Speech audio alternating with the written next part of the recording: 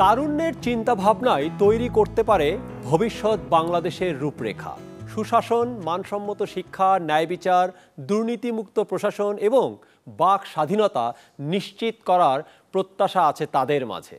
তরুণরা এমন বাংলাদেশ চায় যেখানে সকল নাগরিক সম অধিকারের পাশাপাশি পাবে একটি উন্নত জীবনযাত্রা।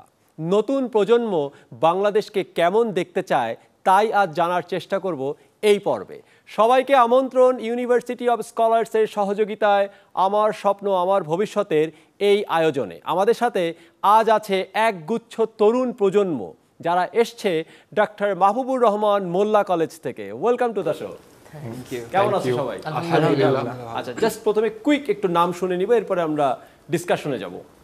আমার নাম ইয়াসিন আরফাত সজীব, আপনি আমাকে সজীব বলে সম্মানিত করতে পারেন।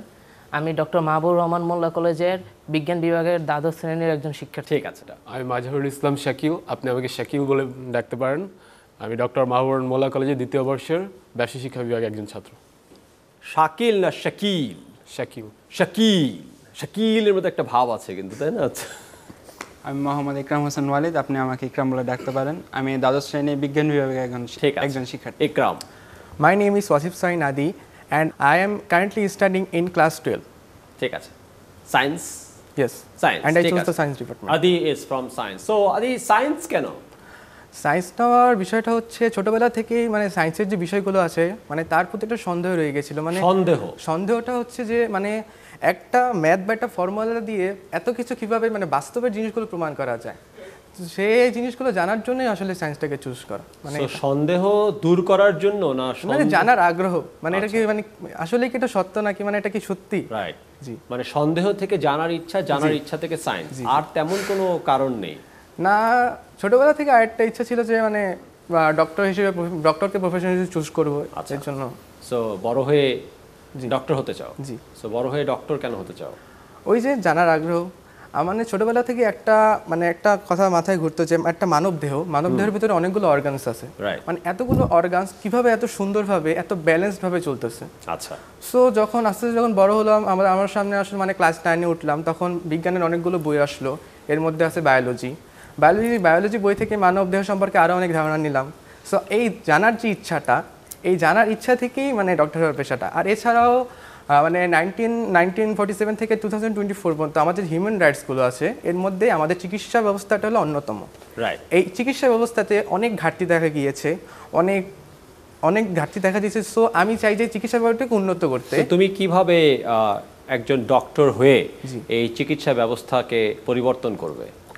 যেমন এই প্রশ্নটার উত্তর আমরা একটু পরে এসে জানবো, ঠিক আছে? আচ্ছা ইকরাম, আমার সায়েন্স নিয়ে পড়ার ইচ্ছা কেন? কিউরিওসিটিতে। ওকে। আমার রোবটস অ্যান্ড আর্টিফিশিয়াল ইন্টেলিজেন্স, তারপর হিউম্যানের যে আর্টিফিশিয়াল ইন্টেলিজেন্সগুলো আছে সেগুলো নিয়ে কিউরিওসিটি অনেক বেশি ছোটবেলা থেকেই। ছোটবেলা থেকে মানে কত ছোট থেকে? যখন আমি 3-4-এ পড়ি তখন থেকে আর কি। তখনই কি আর্টিফিশিয়াল ইন্টেলিজেন্স ছিল না, কিন্তু মানে আমার এটা রোবট ছিল। হ্যাঁ, একটু হাস্যকর, তবে আমার এগুলোর প্রতি কিউরিওসিটি আসছে এমসিইউ থেকে, মানে মার্ভেল সিনেম্যাটিক ইউনিভার্স, টনি স্টার্ককে দেখে আর কি। আচ্ছা আচ্ছা, একটু বলো না গল্পটা। ওটা আর কি, উনি মনে করেন একটা মানে ডেজার্টে ছিল, তো ওনাকে একটা টেররিস্টরা নিয়ে গিয়েছিল। সো ওইখান থেকে কিছু জাং দিয়ে উনি একটা স্যুট বানান, যেটা তিনি তার জন্য তার দেশের জন্য বানান, যাতে কোনো অন্য যে দেশগুলো আছে তারা যেন অ্যাটাক না করতে পারে। রাইট, মানে সেভের একটা জিনিস আর কি। আচ্ছা, সো তুমি বড় হয়ে কি হবে? আমি বড় হয়ে এগুলো নিয়ে রিসার্চ করব, এবং আমার দেশে যাতে মনে করেন এখন দেশে আমাদের প্রায় প্রত্যেক দেশে যেরকম দেখা যায় অ্যাডভান্স রোবট আছে, আমাদের দেশের মধ্যে সেগুলোর সংখ্যা খুবই কম। মাত্র প্রায় 100 থেকে 150 মতো ইন্ডাস্ট্রিতে জাস্ট রোবট নর্মালি কাজ করছে। কিন্তু অন্যান্য যে দেশে আছে সেখানে রেস্ট্রো বলেন, অন্যান্য ইন্ডাস্ট্রিয়াল এলাকা বলেন, সেখানে অনেক রোবট আছে, প্লাস মানুষদেরও সাহায্য করে থাকে। কিন্তু আমাদের অনেক মানুষ আহত বা নিহত হয়ে থাকে জাস্ট ফর এই যে লাইফ রিস্কি কাজের জন্য। সো আমি চাই তাদের মানে তাদের লাইফটাকে একটু ভালো করতে। আচ্ছা, শাকিল তো সায়েন্স নিয়ে পড়ছে না? জি না, কমার্স নিয়ে পড়ছে। সো কি রিজন? আসলে কমার্স নেওয়ার কোনো স্পেসিফিক রিজন নেই, বাট আমার ভাই আমাকে বলছিল যে কমার্স থেকে বিভিন্ন পাবলিক ভার্সিটিতে ইজিলি চান্স পেতে পারবো, এই জন্য আর কি। তেমন সো পাবলিক ইউনিভার্সিটিতে ইজিলি চান্স পাওয়ার জন্যই কমার্স নেওয়া হয়েছে। জি। আচ্ছা, বড় হয়ে কি হওয়ার ইচ্ছা? বড় হয়ে আমার ক্রিকেটার হওয়ার ইচ্ছা আছে, দেশকে রিপ্রেজেন্ট করার একটা। আচ্ছা, সো এখন খেলা হয়? যে এখন খেলা হয় নিয়মিত খেলার চেষ্টা করি, অনেক কষ্ট হলে আমি চেষ্টা করি আর কি, চালিয়ে যাওয়ার চেষ্টা করতেছি। আচ্ছা, এমনি বাট বড় হয়ে খেলোয়াড় হতে হলে তো এখন থেকেই সেই প্র্যাকটিসটা করতে হবে, বা এখন থেকেই তো বিভিন্ন ক্লাবে বা বিভিন্ন জায়গায় ট্রেনিং, তো এগুলো কি নেওয়া হচ্ছে কিনা? যে এখন ওইরকমভাবে আর কি হচ্ছে না, বাট আমি আফটার এইচএসসি আর কি ফুল প্রিপারেশন নিতে চাচ্ছি, তো তখন আর কি আমি একটু হাই স্ট্যান্ডার্ড আর কি স্ট্রাগল করতে যাচ্ছি। আচ্ছা, ফিরে আসছি একটু পরে, আবার আরও কথা বলবো ক্রিকেট নিয়ে, জি, ঠিক অবশ্যই। আছে? সজীব, জি, সায়েন্স নিয়ে পড়া কেন? আমিও আরও 4-5টা মানুষের মতো সায়েন্সে ভর্তি হয়ে গেলাম গা।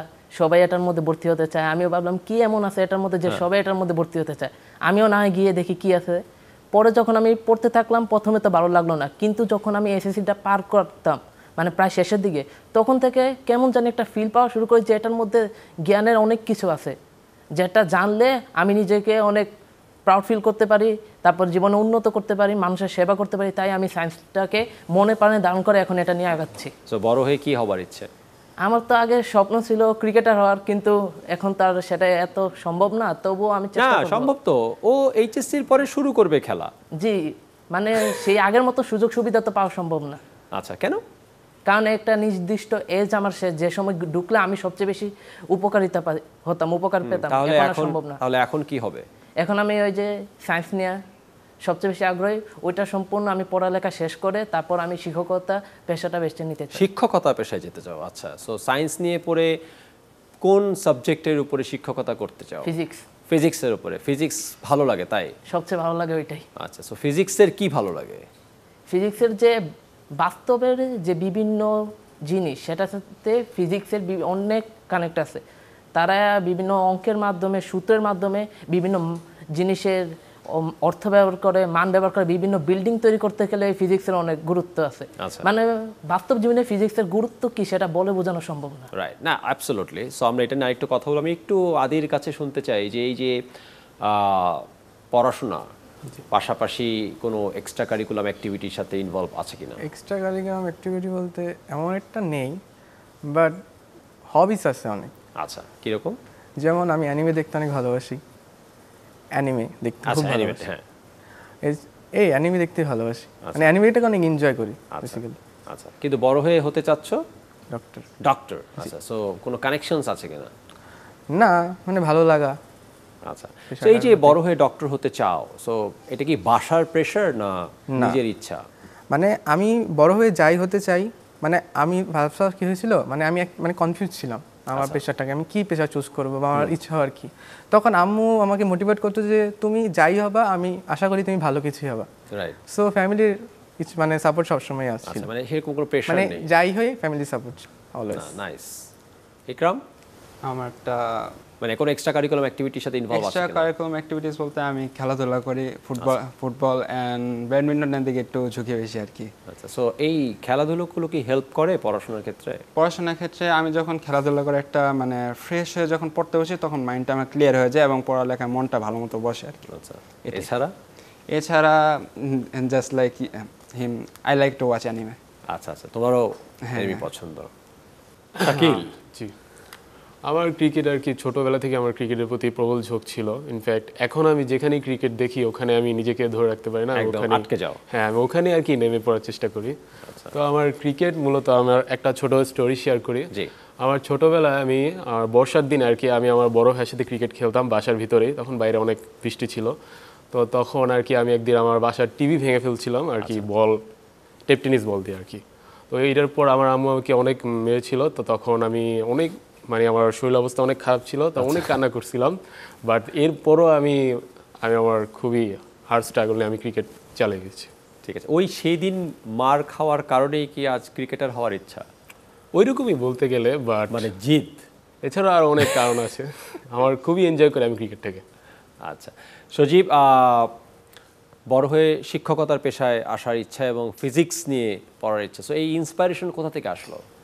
আমি আগে ম্যাথ সাবজেক্টগুলোতে অনেক দুর্বল ছিলাম। আমার এই দুর্বলতা কাটিয়েছে আমি এক স্যার, হাসান স্যার, তারা না বললেই নয়, আমার জীবনে অনেক গুরুত্বপূর্ণ ভূমিকা পালন করেছে। জি। তাকে দেখে আমার এই উৎসাহ যে আমি একজন শিক্ষক হব এবং এই ফিজিক্সটাকেই বেছে নিব আমার সাবজেক্ট হিসেবে। আচ্ছা, সো এই স্যারই মূলত অনেক বেশি ইন্সপায়ার করেছে। সো ইন্সপায়ারেশনের কোনো জায়গা আছে নাকি শাকিল? এই যে জি অবশ্যই আমার একটা ইন্সপিরেশন জায়গা রয়েছে। যখন থেকে আমি ক্রিকেট বুঝতে শুরু করি আর কি, তখন থেকে আমি অস্ট্রেলিয়ান লেগ স্পিনার শেন ওয়ার্নের বল দেখি আর কি। ওনার বল আমার কাছে খুবই মনোমুগ্ধকর করে। ইনফ্যাক্ট আমি চেষ্টা করি ওনার মতো বল করার। আচ্ছা, মানে তুমিও লেগ স্পিনই করো? হ্যাঁ, খুবই কঠিন হলো, বাট আমি আস্তে আস্তে আর কি স্ট্রাগল করে আমি আর কি ওনার মতো একজন হতে চাই। But you look like a pace বলার। হ্যাঁ, এটা ঠিক, অনেকে বলে আমি পেস বলও পারি, আমি সবই পারি ওটা বলতে গেলে, কিন্তু আমার লেগ স্পিনটা আর কি খুবই রিস্ক লাগে। বাংলাদেশ টিমে আপনি দেখবেন যে লেগ স্পিনের খুবই অভাব। রাইট। এখন রিশাদ হোসেন রয়েছেন, বাট এর আগে কেউ ছিল না। বাট সামনেও যে রিশাদ হোসেন চলে গেলে যে অন্য কেউ আসতে পারে এটা আমার মনে হয় না। তো আমি এই দিকটা ওই জায়গাটা তোমার কাছে মনে হচ্ছে একটা গ্যাপ আছে? হ্যাঁ, আমি একটু গ্যাপ আছে। আফটার এইচএসসি আমি একটু হার্ড ট্রাই করবো, আমার বেস্ট ট্রাই করবো। Right right. ইকরামের কোনো ইন্সপিরেশন আছে কিনা? আমার ইন্সপিরেশন আমার আব্বু। আব্বু? আচ্ছা। কারণ সে অনেক হার্ড ওয়ার্ক করে, মানে একে তো ফ্যামিলিকে অনেক সময় দিয়ে থাকে, প্লাস প্রায় উনি ব্যবসা করলেও 9 to 5 জবের মতো। মানে এমন অনেক সময় যায় সপ্তাহ 7 দিন উনি ওয়ার্ক করে থাকে। সো ওনার হার্ড ওয়ার্কটা দেখে আমারও মানে আর কি ইন্সপিরেশন যে আমিও ভবিষ্যতে হার্ড ওয়ার্ক করবো আমার দেশের জন্য। রাইট। আদির কোনো ইন্সপিরেশন আছে কিনা? অবশ্যই, সেটা হচ্ছে আমার পিতা। আচ্ছা। আমার আব্বু বেসিক্যালি, আমার আব্বু দেশের বাইরে থাকে। আচ্ছা। সো তার জীবনটা মানে সবারই বোঝা আছে, মানে দেশের বাইরে ফ্যামিলি থেকে দূরে থাকা, সে অনেক হার্ড ওয়ার্ক করে আমাদের জন্যই।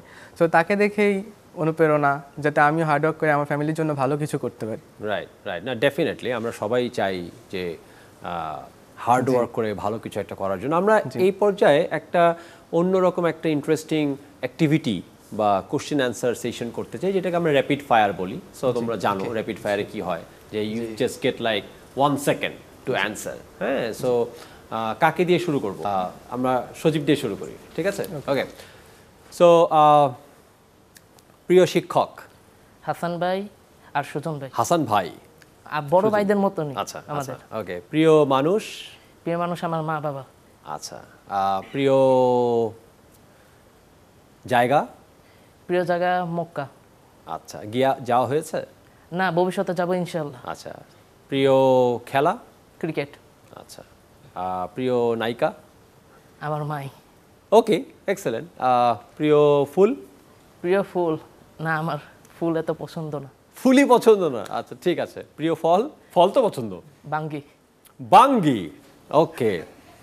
এটা অবশ্য আমার ওরকম খাওয়া হয় না, বাট ইটস ওকে। বাঙ্গির জুস অনেক মজা। অনেক, বাঙ্গির জুস অনেক মজা। ওকে, কোনো লুকানো প্রতিভা? এই যে আমার ক্রিকেটের প্রতিভা ছিল, কিন্তু এখন আর সম্ভব না, বললামই তো। কিন্তু আমি চেষ্টা করব যেন ভবিষ্যতে কোনো সুযোগ যদি পেয়ে থাকি তাহলে সেটা লুফে নেওয়ার। ঠিক আছে, যদি সুযোগ আসে কোনো, শাকিল প্লিজ একটু সজীবকে লুফে নিব। অবশ্যই অবশ্যই। ঠিক আছে, ঠিক আছে। আমরা একটু শাকিলের সাথে এটা একটু খেলতে। থ্যাংক ইউ সজীব। তো শাকিল, স্টার্ট করব? ওকে। জাতীয় ফুল? শাপলা। জাতীয় ফল? কাঁঠাল। প্রিয় ফুল? গোলাপ। প্রিয় ফল? আম। জাতীয় মাছ? ইলিশ। প্রিয় মাছ? ইলিশ। জাতীয় পশু? বাঘ। প্রিয় বাঘ? প্রিয় পশু? সিংহ। ওকে। প্রিয় নায়িকা? প্রিয় নায়িকা নেই। নায়িকাই নাই প্রিয়? আচ্ছা, প্রিয় নায়ক? জায়েদ খান। আমাদের বাংলাদেশে Zayed Khan. Oh, nice. Zayed Khan is everywhere, এখানেও চলে আসছে। খুবই ফেমাস। ওকে। প্রিয় মানুষ? বাবা, যিনি মারা গেছেন কিছুদিন আগে। ওকে। প্রিয় বন্ধু? প্রিয় বন্ধু সাইমন। ওকে। কোনো লুকানো প্রতিভা? লুকানোর প্রতিভা, মানুষকে খুব পচাতে পারি। পচাতে পারো? ওকে, আজকে আমরা এই শোয়ের শেষটা করব তোমাকে দিয়ে, তুমি পচাবে এদেরকে, ঠিক আছে? Okay, thank you so much Shakil. ইকরামের সাথে স্টার্ট করব? জি, ঠিক আছে। প্রিয় মানুষ? আমার আম্মু আর আমার একটা ফ্রেন্ড।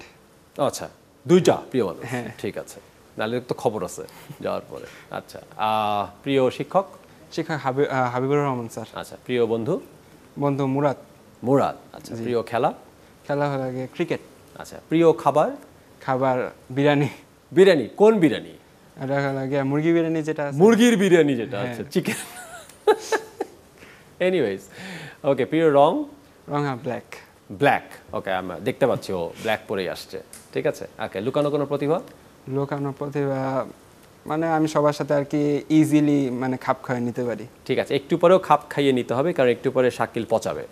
আমার ছোটবেলার ঠিক আছে, ইটস ওকে, হ্যাঁ it's okay, don't mind. Thank you so much Ikram. Adi, yes, প্রিয় নাম? আদি। আদি অবশ্যই। প্রিয় মানুষ? অবশ্যই মা। আচ্ছা। প্রিয় শিক্ষক? প্রিয় শিক্ষক কাউসার স্যার। আচ্ছা। প্রিয় বন্ধু? প্রিয় বন্ধু রনত। আচ্ছা। প্রিয় খাবার? কাচ্চি বিরিয়ানি। কাচ্চি বিরিয়ানি, ঠিক আছে। প্রিয় রং? Navy blue. প্রিয় নায়িকা? আমার ভবিষ্যৎ স্ত্রী। Okay yes. ওকে, বাট এখনো তো, হ্যাঁ ওটা তো জানি। Oh no no no no no no, ওইটা না। Nice nice. ঠিক আছে, কোনো লুকানো প্রতিভা? এভাবে গান গেতে ভালোবাসি। আচ্ছা, একটা জিনিস কিন্তু ও বললো না, হ্যাঁ এটা নিয়ে আমরা পরে কথা বলবো, ঠিক আছে? যেটা বলতে চেয়েছিল বললো না কিন্তু, ঠিক আছে? Anyways, thank you so much for coming to the show. আমরা একদম শেষের দিকে চলে এসেছি, বাট আমরা শেষ করবো একটু শাকিলকে আমি একটু আসলে ফ্লোর দিতে চাই। আমি একটু দেখতে চাই শাকিল কিভাবে বন্ধুদেরকে পচাতে পারে। আর কি অকেশন ছাড়া আর কি পচানো যায় না ওইভাবে। মনে করো এটা একটা অকেশন, হ্যাঁ, সো এটা একটা প্রোগ্রামে এসছো, সেই প্রোগ্রামে এখন তোমাকে আমি ফ্লোর দিলাম যে তুমি তোমার এই বন্ধুদেরকে একটু পচাও। roast me as hard as you can. দুইটা লোকের মিনাটি তুই রোস্ট করা শুরু কর। আসলে টপিক ছাড়া ওইভাবে পচানো আর কি জমে না আর কি। টপিক ছাড়া পচানো যাবে না, তবে হঠাৎ করে আমরা এই যাবে না। পচানোর যে এই বিষয়টা, এটা কিন্তু আমরা আজকে করবোই এই জায়গায়, এই প্রোগ্রামের পরে হলো, ঠিক আছে? তো আমরা কি আদির কাছ থেকে কি 1-2 লাইন গান শুনতে পারি নাকি? অবশ্যই। প্লিজ, আমরা তাহলে আদির কাছ থেকে 1-2 লাইন গান শুনে এই আমি যে প্রোগ্রামটা গানটা শেষ করতে করব। যাচ্ছি সে দিশেহারা তুই, আচ্ছা। শুভ্রদা। তুই আর একটু মনে থাক, উড়ে যাক তোর কবিতা মাখা চুল, এ শহরের হাজারো বোকা প্রেমিকেরা তোর ভালো চায় বলে, তাই উপন্যাসের বন্যা বয়ে মিছিল করে যায়। আমি অলস তাই পিছে পড়ে রই, দিশেহারা তুই আর আমি মিলে দুই, আমার নীল আকাশ ছিঁড়ে উড়ে গেলি তুই, আমার বোকা অভিমান তাসে হেরে যাওয়া দান, তোর পুরনো কাগজে আমি মাথা গেজে শুই। রা রা রা রা রা রা রা রা রা রা রা রা রা রা রা রা রা রা রা। দীর্ঘতে প্রান্তরে বাঁধ ভেঙে যায়, কোনো এক আকাশ শুধু তোকে পেতে চায়, তোর প্রেমে বুধ হয়ে এত আয়োজন, মন খারাপের রাতে তোকে প্রয়োজন, তাই এত আয়োজন, খুব তোকে প্রয়োজন। বাহ, নাইস। গায়ক ডাক্তার। ওকে, আমরা একদম শেষ করছি। জাস্ট একটা ছোট্ট বিষয় নিয়ে একটু জাস্ট 1 মিনিট কথা বলতে চাই। সেটা হলো যে বর্তমানে যে বন্যার পরিস্থিতি আমরা দেখছি আমাদের বাংলাদেশের কুমিল্লা, ফেনী ওই অঞ্চলের, সো এই বন্যা পরিস্থিতিতে নিজেদেরকে কিভাবে তোমরা সম্পৃক্ত করতে পেরেছো বা করেছো কিনা একটু যদি। জি অবশ্যই। ফার্স্ট অফ অল মানে এভাবে মানে আমি এভাবে অনলাইনের মাধ্যমে অনেক প্রচার করেছি, লাইক যেখানে ফান্ড হচ্ছে সেখানে পোস্টগুলো শেয়ার করেছি এবং বন্ধুদের জানাচ্ছি তোমরা এখানে এখানে ফান্ড দিয়ে দিতে পারো, এভাবেই মানে আগিয়ে আসার চেষ্টা করছি এবং নিজেও অনুদান রেখেছি। Right, thank you. আর কেউ? যে আমার একটা বাসা বা একটা সংগঠন রয়েছে, ওখান থেকে আর কি টাকা কালেক্ট করছে আর কি বন্যার্থীদের জন্য। আমিও নিজে অনেক টাকা দিয়েছি এবং অনুদান দিয়েছি, এবং আমি কিছুদিন আগে আমি ফেনী থেকে এসেছিলাম। আচ্ছা আচ্ছা। বন্যার্থীদের ত্রাণ দিয়ে আর কি, ওদের খুবই বাজে অবস্থা। এখন আমার একটা অনুরোধ যে আমাদের সকল দেশবাসীকে বন্যার্থীদের জন্য এক হয়ে নামার জন্য আহ্বান। এবং এই বন্যা পরবর্তী যে পুনর্বাসন বা পুনর্গঠন, এই জায়গায়ও কিন্তু আমাদের প্রত্যেককে হাতে হাত রেখে কাজ করতে হবে। তো এইটা তোমরা অবশ্যই, তোমরা যারা তরুণ আছো তারা এই জিনিসটা মাথায় রাখবে এবং এটা নিয়ে অবশ্যই চিন্তা করবে এবং কাজ করবে। সো অনেক অনেক ধন্যবাদ আমাদের এই প্রোগ্রামে আসার জন্য। আশা করি তোমরা বড় হয়ে যে যা হতে চাচ্ছ তাই হবে ইনশাআল্লাহ। Thank you. যদি বলি কেমন বাংলাদেশ চাই, তবে প্রথমেই আসে সুশিক্ষা, সুশাসন ও স্বচ্ছতা। শিক্ষা ও চিকিৎসা খাতে দেশ সেরা মেধাবীদের অবদান রাখার সুযোগ করে দেওয়া উচিত। শিক্ষা ব্যবস্থা, বিশেষ করে প্রাথমিক শিক্ষার পরিবর্তন আনা জরুরি। গাছের শেকড় যদি মজবুত না হয় সে গাছ দীর্ঘস্থায়ী হতে পারে না। সবচেয়ে দক্ষ শিক্ষকদের নিয়ে আসতে হবে প্রাথমিক পর্যায়ে। দেশের বাইরে থেকে যেসব মেধাবীরা রাষ্ট্র সংস্কারের জন্য ফিরে আসতে চান তাদের দেশে ফিরিয়ে আনার ব্যবস্থা করা উচিত। সুশাসন, সুবিচার, বাক স্বাধীনতার পাশাপাশি তৈরি হোক যৌক্তিক সমালোচনার পরিবেশ। আর সেই প্রত্যাশায় আজ এতটুকুই। দেখা হবে আবারও নতুন এক পর্বে নতুন কিছু স্বপ্নের দাবি নিয়ে। আল্লাহ হাফেজ।